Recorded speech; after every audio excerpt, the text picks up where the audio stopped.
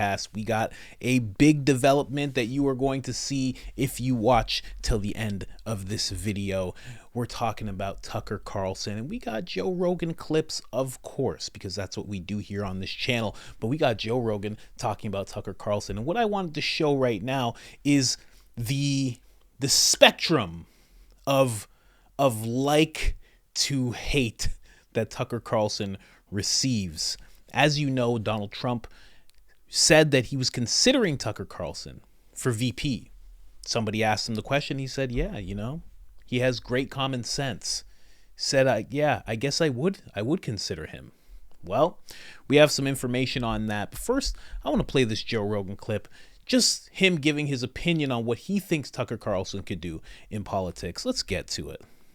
Like, if he decided to run for president, like, say if Trump, let's just make a scenario. Trump wins in 2024. He has 4 years. If Tucker went to run in 2028, he could win. He really could win, because it would be kind of carrying those policies, but also he's a sort of a no-nonsense guy who exposes bullshit in a pretty humorous way, in a very insightful and biting way. And that's what he was really good at on his television show. Yeah. And he red-pilled a lot of left-wing people. There's a lot of left-wing people during the pandemic that's like, Tucker Carlson's a propagandist and he's a piece of shit and is a right-wing asshole. And then as time went on, they were like, he's saying a lot of shit that's right. Like, why are they locking these things? Why are they making kids wear masks? Yep, that's Tucker Carlson. I have to admit, I know a lot of people who felt that way. And, you know, when it comes to listening to what people have to say on shows, I'm very open. I listen to a lot of content every single day. So I gave him a chance right off the bat. I learned my lesson from trying to, you know, go along with the crowd and demonize Jordan Peterson. And I realized I was terribly wrong. And I learned so much in my life from that man. So I was like, you know what? That's never happening to me again. So I was like, let me hear out this Tucker Carlson guy. And now I identify as the Black Tucker Carlson. And you're going to respect that or you're a bigot. So, you know, it's just the way it's 2023. That's the way it works. Okay. But I'm very glad I did start listening to him because he's been a massive inspiration. Here's another clip. Joe Rogan talking about Tucker Carlson. And this goes to the hate side of Tucker Carlson. And it's pretty much the most hate he's ever received. Listen to what happened to Tucker Carlson just a little while back. And we're going to get to that amazing news very, very shortly. Let's go. It's such a blanket term and so all-encompassing. And, you know, you hear it and you start thinking about people banging on Tucker Carlson's door and saying, we know where you sleep. That's what I hear. I mean, oh, yeah. No, and it hears, like I was just talking about just a couple of minutes ago, it means 90% of people have agreed. The 10% who don't agree need to be shut down because we're talking about social justice. Yes. So there's no such thing as individual justice because that's subordinate. Yeah. Well, I don't even know. I mean, what percentage of people would agree with banging on a guy's house, like knocking on his door and saying, we know where you sleep? I mean, this is a form of mental terrorism. Like you're threatening him. You're scaring him. I don't think most people are capable of empathy, by which they mean they can't put themselves in Tucker's shoes. So all they see is someone I hate had something bad happen to him. Good. And they don't understand, like when these Republicans are saying that it's okay to torture terrorists, right? Right. And the point I make is there's people right now, Michael Ian Black will tell you, tweet out every day, the NRA is a terrorist organization. So what happens when the government defines you as a terrorist? Right. And then you're going to say, well, it never happened to me? That's not how it works. Right. That's the fear. So if you're going to have principles, you have to apply them to people that you hate. Right. And Tucker Carlson is hardly some Nazi. Right. No. Hardly some, obviously not. That term gets thrown around so much, and it's so surprising that it gets thrown at someone like Tucker Carlson. It's absolutely shameful in my opinion, and I'm so glad that President Trump was able to see through that. I guess he was able to see through that because he's been through the exact same thing. He knows where his heart's at. He knows where his intentions are.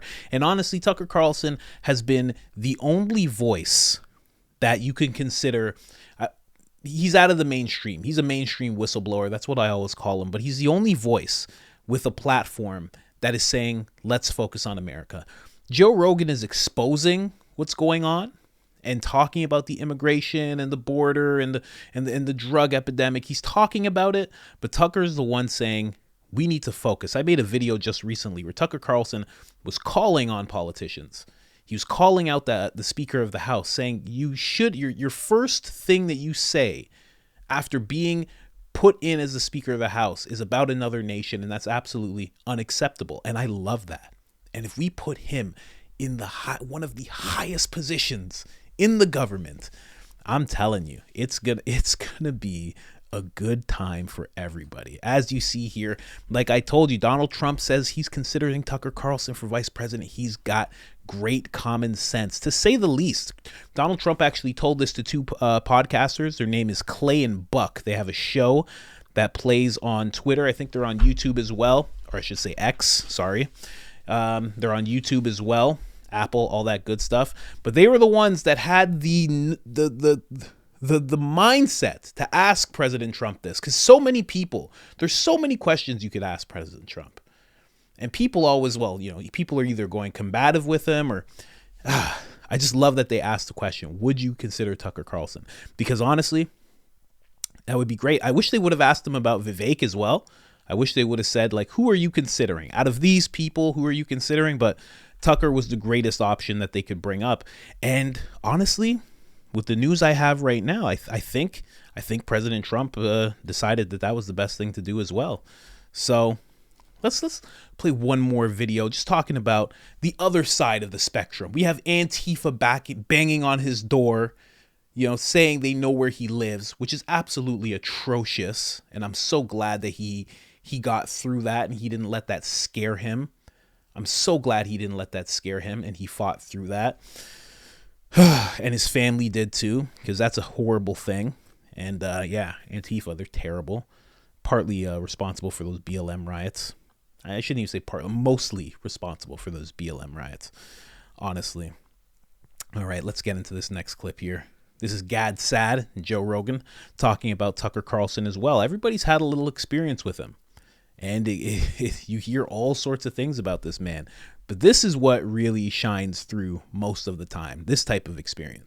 He puts out a tweet saying something like, have you no shame, right?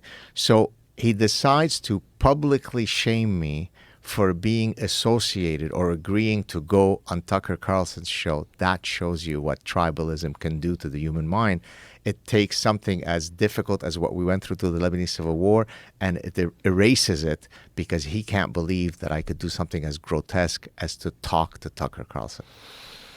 Yeah, and if you asked him for examples, specific examples of why Tucker Carlson is so horrible, that's where it would get interesting. Yeah. Because some people might be able to say some things they found disagreeable, but most people are just sticking to a narrative. Yeah. There's just this narrative that he is evil incarnate, he is a transphobe, or right. Whatever it is. He's a Putin stooge. Mm-hmm. Yeah, he's a Putin stooge. There's all these different things, but yeah. They want to ignore all evidence that he's a lovely guy. And he really is. By all accounts. All the people that I know that have had interactions with him say he's a very lovely guy, including my friend Steve Rinella. He had him on a podcast. And these people that, they had these ideas of who he was before he came on his podcast. And he's like, they all came away like, I really like him. Yeah. He's a really nice guy. Yeah. Even if you don't agree with his politics, he seems like a really nice guy. Gracious, down to earth. What I love, you know how you often say, if you want to know whether the date that you're out with is a good person, see how he or she treats the server at the restaurant. Sure. So the way he interacted with my children, right? He was focused on them. He was so how are you doing? How are you enjoying? Right? So he's taking his time. He's not acting haughty and I'm this big star. He is focused on my children. I thought that was really lovely. That's what I was trying to convey in that tweet. But to my cousin, that was beyond the pale. Yeah, it's unfortunate. It's unfortunate that someone would turn on you like that. Yeah. That's what you get. You get all types of people when it comes to Tucker Carlson. What they think of him, like Joe Rogan said, transphobe, racist, dog whistler, this, that. And then all of a sudden you get lovely man who focused on my children and made sure that their voices were heard and they were focused on, they were paid attention to.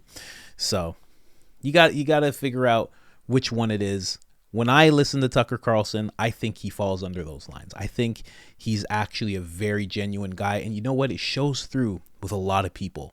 That's why far before him ever being considered for VP by Trump or people suggesting that he run for president, before all of that, Trump didn't have to bring up Tucker Carlson. Tucker Carlson didn't have to bring up running for president or VP. The people were saying it first. The people were like, he would be great. The people were like, this guy needs to be in office. It was the people who said it first. So you listen to this far, this is the big news that just happened at the UFC. Tucker Carlson was at the match. Who was he with? This is odd. You know, Trump just brought up how he was considering Tucker Carlson for VP. You know, I doubt they just met up there and went out there. They were probably spending a bit of the day together. I wonder what they were talking about. Well, let's get into this video.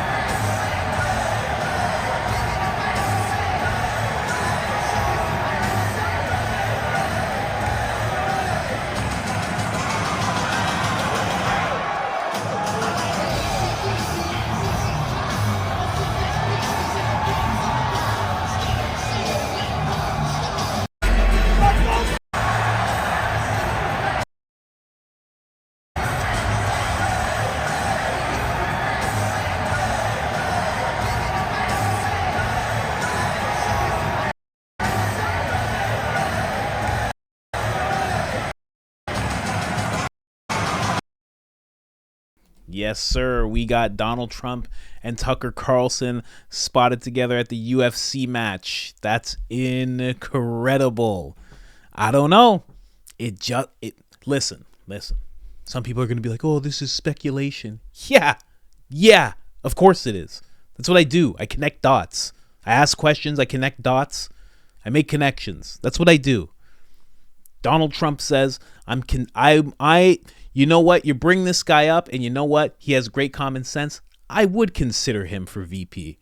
And then literally 2 days later, he is with Tucker Carlson, walking out with him. Huge red state gets a seat. Florida loves Tucker Carlson. Florida loves Donald Trump. And they're together. At the match, they're walking out together. You have to understand, these politicians, these people, they don't just say, this is what I'm going to do. They don't do that.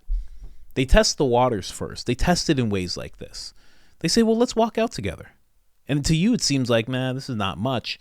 To them, that's a lot. They don't have to be seen together. Tucker Carlson has a lot to do than to just walk out and watch a fight with Donald Trump. The only time you would do something like that is if you're sitting, you're talking, get to knowing each other. Maybe you're talking about something like that. You know, the people, they say they like you quite a bit. Think about this. What happens to Donald Trump? He already seems like he's a shoo-in to win, right? It seems like he's ahead in the polls, above everybody, above Biden, above DeSantis, above everybody, right? But you don't want to just be above everybody. You want to be a sure thing to win. A sure thing. Not just in your supporters' eyes, but just unequivocally. You want to just be undefeated. You want to go in there and win no matter what. Well, if Donald Trump announces that he has Tucker Carlson as his running mate, what happens? It's over. That's what happens. It's done. It's a done deal. It's a done deal. Joe Rogan thinks that Tucker could win on his own without Donald Trump. Okay? He thinks he could win without Donald Trump. Patrick Bet-David thinks that he could win. And then you have to remember also, these big guys, maybe not Rogan, because Rogan tends to not back anybody in these situations, but he gets backing from Patrick Bet-David, all sorts of media personalities. The way that mainstream media backs Biden, you know, it's changing a little bit now, but you know what I mean. The way they back that Democrat is the way that independent media will back Tucker Carlson. And it will be a landslide. It will be crazy. I don't know. I think it's going to happen. I do. I really do think it's going to happen. I know you're like, this was a long video. Come on. That was just a... Listen, that's what I wanted to do. I wanted to show you a little bit of Rogan and his guests talking about Tucker Carlson. I wanted you to hear the bad. I wanted you to hear the good. And then I wanted you to hear the news. And that's what you got. Like, subscribe, all that good stuff. Other than that, I'm out. And vote Tucker. Vote Trump Tucker. Trump Carlson. Let's go. I'm out.